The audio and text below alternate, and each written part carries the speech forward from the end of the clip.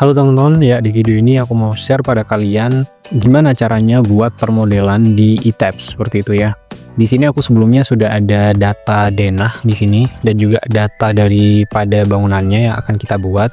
Kita akan mengacu pada ini, jadi kita akan modelkan denah ini di eTapes. Kita buka eTapes-nya terlebih dahulu. Kita di sini pilih new ya. New model, kita buat baru. Kemudian di sini kita pilih yang ini, use build in setting with. Nah, di sini kita pilih yang Matic SI, kita pilih yang user aja. Kemudian untuk peraturannya di sini kita pilih yang terbaru saja. Kemudian kita klik OK. Dan di sini kita masuk pada pengaturan grid ya, teman-teman. Kita pastikan pilih yang grid only ini. Kita tetapkan gini aja, nanti kita atur di dalam ya. Kita klik OK. Oke, setelah masuk seperti ini, kita lakukan editing pada story-nya, pada lantainya, dan juga pada grid-nya. Kita masuk ke menu edit di sini, kemudian kita pergi ke edit stories and grid system. Kita klik aja. Di sini ada menu story data, kita bisa modifikasi lantainya di sini, jumlah lantai dan juga ketinggian daripada lantainya. Kita pergi ke sini, modifikasi. Kita klik aja.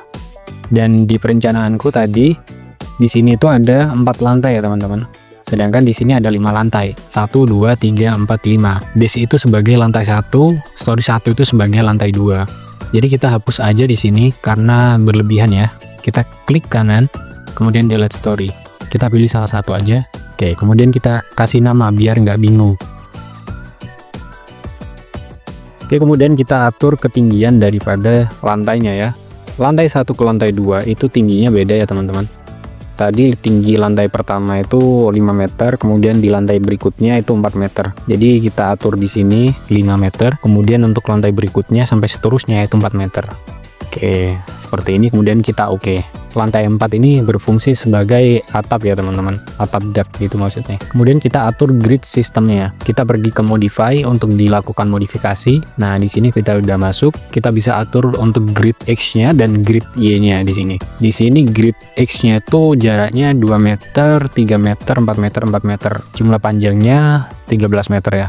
Kita atur aja di sini 2 meter, kemudian tambah 3 meter, 5 meter. 5 tambah 4 meter tadi 9 meter. Kemudian kita bisa tambahkan ya di sini add grid, klik aja. Nah, seperti itu. 13. Kita pastikan sesuaikan dengan gambar denahnya kita. Di sini 13 meter dan di sini sudah benar 13 meter ya. Kita pergi tabs lagi, kita atur yang grid Y. Grid Y-nya 2 meter, 2 meter, 3 meter, 4 meter. 2 meter tambah 2 meter 4 meter tambah 3 meter 7 meter. Kemudian kita add di sini 10 meter ya teman-teman. Sedangkan di sini 11 meter. Kita sesuaikan aja, kita rubah jadi 11. Oke. Kemudian untuk bubble yang di sini notasinya kita bisa perkecil ya. Karena terlalu besar, kita bisa perkecil misalkan 1000. Oke, seperti itu. Kemudian kita oke dan oke. Dan ini sudah keluar untuk gridnya. Di sini juga udah keluar untuk grid ke arah vertikalnya ya. Kemudian yang pertama kita harus define materialnya terlebih dahulu teman-teman. Kita pergi ke define, kemudian kita pergi ke material properties. Di sini udah ada steel, concrete, rebar, dan tendon. Kita add new material aja. Kita buat material baru, kita pakai user, kemudian steel kita rubah ke concrete. Kita buat betonnya terlebih dahulu. Kemudian kita klik OK. Di sini kita pakai mutu beton 30 di sini ya, mutu betonnya 30. Kita kasih nama aja beton 30 MPa gitu. Oke, setelah seperti ini kita rubah yang ini, klik yang awalnya di sini, kita klik yang ini ya. Kita ganti aja di sini 2400 sih. Karena ini masa jenisnya ya. Dan kemudian untuk modulus elastisitasnya kita bisa pakai rumus 4700 dikali SQRT akar dari MPa-nya 30. Oke, seperti itu. Kemudian kita enter. Oke, setelah seperti ini kita masuk pada menu desain properti data, teman-teman. Kita klik, kita rubah yang awalnya 27,58 kita rubah dengan perencanaannya kita. Kita merencanakan di 30 MPa. Kita rubah ke 30 ya. Kemudian kita oke dan kita oke. Kemudian kita buat material tulangannya ya. Kita add new material, kita pakai rebar teman-teman. Kita klik OK. Oke, kita cek di sini perencanaan kita berapa. Untuk mutu tulangan BJTS, untuk Untuk tulangan longitudinalnya kita pakai 420, untuk tulangan sengkangnya kita pakai 280 ya teman-teman. Oke, kita buat yang mutu tulangan 420 MPa. Nah ini FI-nya 420 ya. Kemudian kita klik yang ini specify mesh density. Ini kita rubah 7850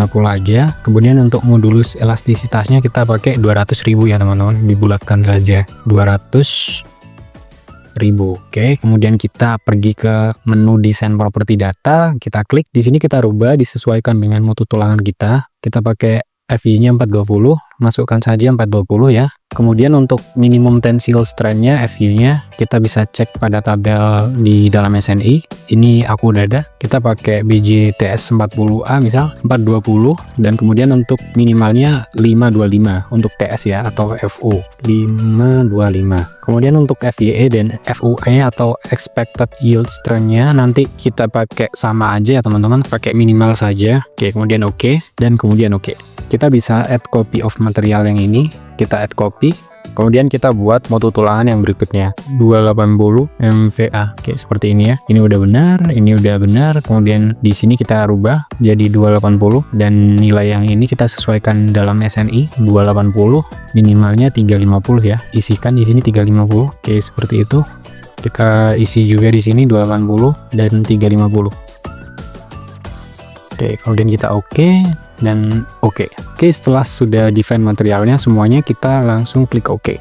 Pada tahapan berikutnya kita bisa buat section propertiesnya ya. Kita bisa buat dimensi daripada elemen struktur yang akan kita buat dari kolom, balok, dan juga platnya. Kita atur dimensinya terlebih dahulu. Kita pergi ke frame section. Ini bisa dihapus ya teman-teman kalau misalkan teman-teman merasa terganggu karena ini terlalu banyak. Ini aku hapus aja.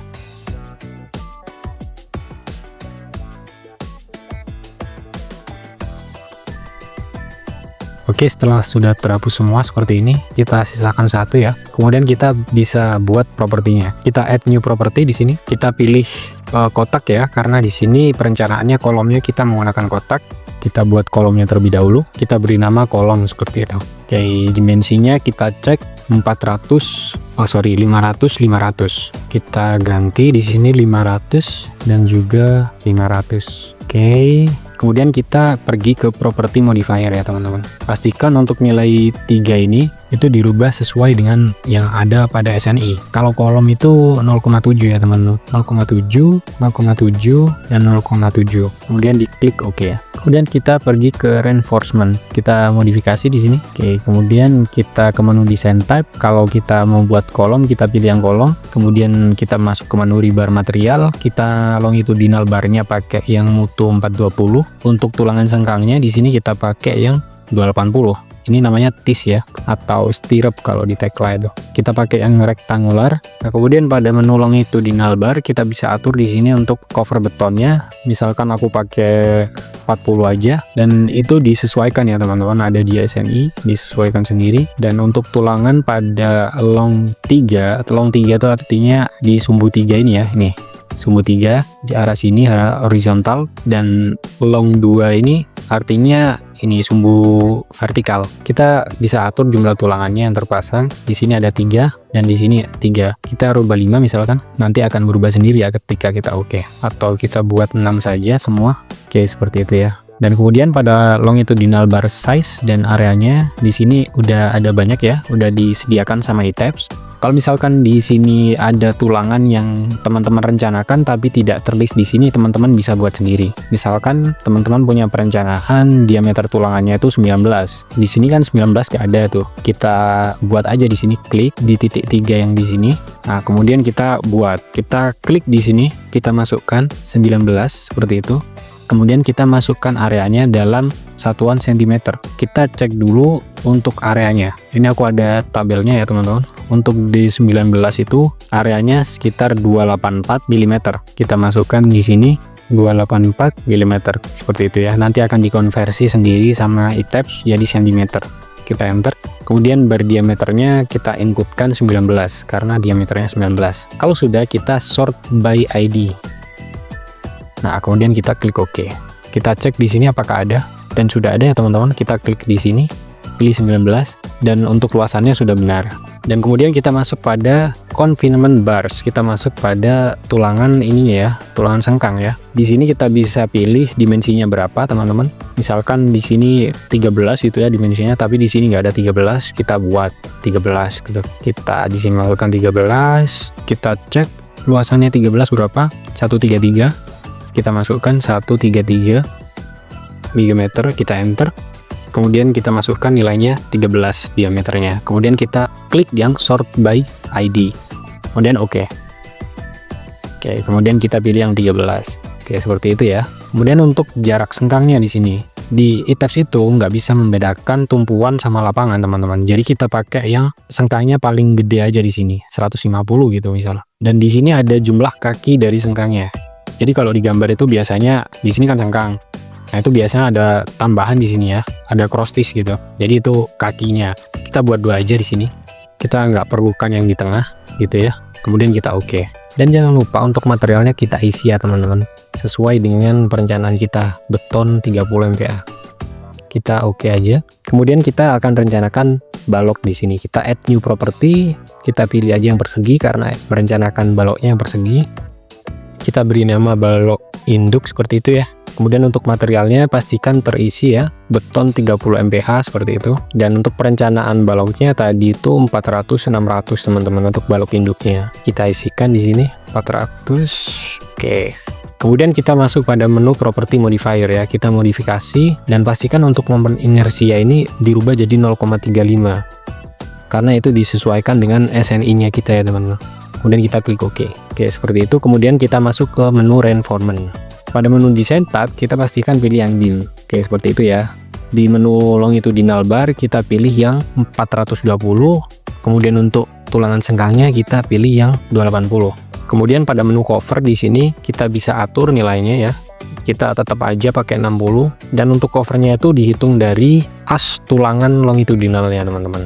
Jadi tulangan longitudinal itu asnya itu ke serat terluar betonnya gitu. Itu cover betonnya, dihitungnya seperti itu. Oke, kita klik OK aja, kemudian kita oke. Kita bisa add copy property di sini untuk buat balok anaknya. Karena nanti nilainya sama ya di dalamnya tuh. Balok anak. Oke, seperti itu ya. Kita rubah dimensinya aja 200 dan 400. Kita rencanakan seperti ini tadi. 200 400. Oke. Di property modifiernya itu nggak usah dirubah karena udah terubah ya di sebelumnya itu di balok induk. Dan ini juga kalau udah oke semua, kita klik oke. Kemudian kita buat platnya. Ini kita oke terlebih dahulu. Kemudian kita buat plat. Pergi ke menu define. Kita pilih yang section properties, kita pilih yang slab section. Oke, kita add new property aja. Kita buat plat gitu ya. Kemudian untuk konkretnya kita pakai yang direncanakan tadi, beton 30 MPa. Dan untuk modeling type-nya kita pakai yang Celtin aja. Di sini pilih yang slab pada menu property data. Dan untuk ketebalannya tadi 120 mili. Kita rubah aja 120 mili ya, seperti itu. Kemudian kita oke dan oke. Oke, seperti itu ya teman-teman. Untuk penggambarannya nanti aku akan lanjut di video sebelumnya karena aku rasa ini videonya udah cukup panjang. Jadi kalau misalkan digabung akan terlalu panjang ya. Jadi aku pisah aja seperti itu. Kalau teman-teman suka dengan video ini jangan lupa di subscribe dan juga di like. Oke, itu aja tutorialnya. Bye bye.